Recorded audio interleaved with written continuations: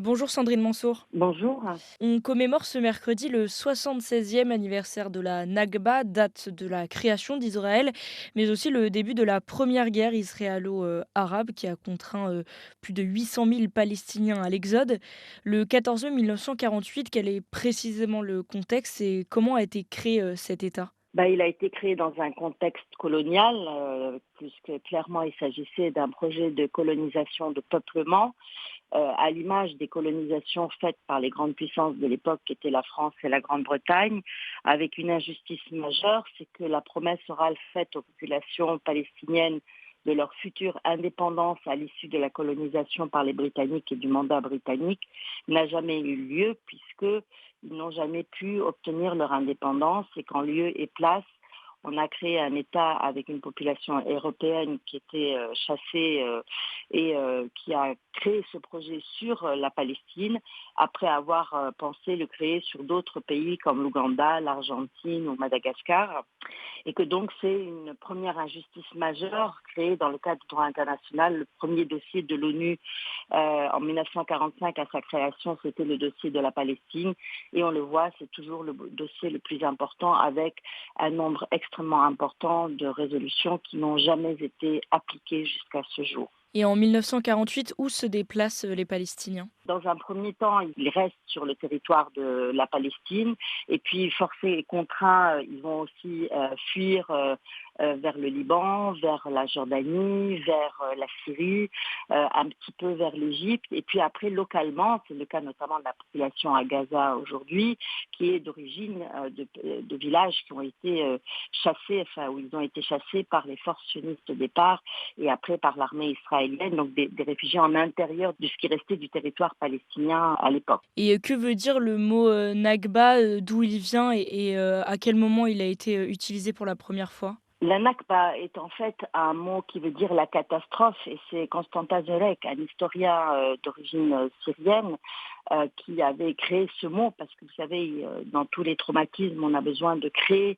de donner un mot, de donner un sens à l'événement qu'on est en train de vivre. Et c'est devenu le sens de la catastrophe puisque ça a été résolument une catastrophe pour la majeure partie de la population palestinienne, que ce soit celle qui était chassée comme pour celle qui ne l'a pas été puisqu'elle s'est retrouvée dans des statuts différents en fonction de ceux qui sont devenus israéliens dans l'État d'Israël, mais avec un statut de citoyen de seconde zone, que ce soit ceux qui se sont retrouvés réfugiés, comme je vous dis, dans les différents endroits, et ceux qui n'ont pas été réfugiés, mais qui sont retrouvés sous occupation, ou après il y a aussi eu 67, avec la guerre de 67, à nouveau une grande partie de Palestiniens, environ 600 000 ont été chassés, certains pour la deuxième fois, et avec tout au long de l'histoire des Palestiniens, des évictions très régulières, des maisons démolies, des arbres démolis, pour laisser la place après à la colonisation à l'intérieur de ce qui s'appelait la Cisjordanie,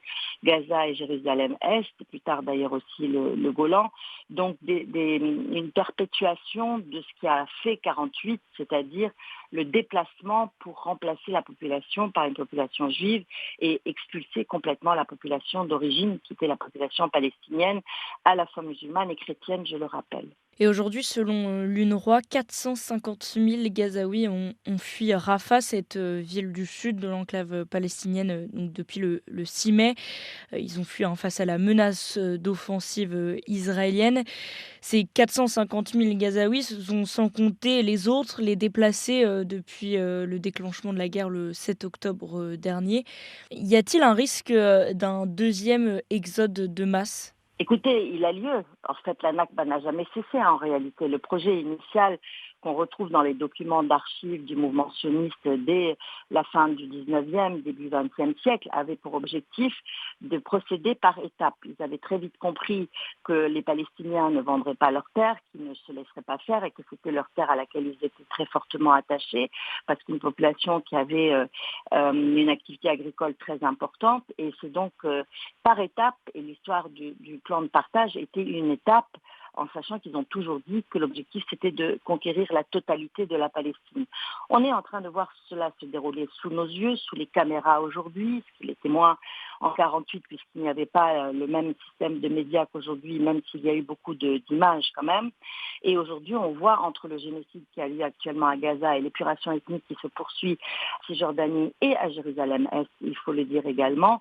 Donc l'objectif, c'est de poursuivre et de chasser les Palestiniens. Sauf qu'aujourd'hui, effectivement, l'Égypte et la Jordanie, qui sont les deux pays qui ont été sollicités pour avoir à nouveau une masse importante de réfugiés, ont dit non, nous ne recommencerons pas et les Palestiniens ne veulent pas partir non plus.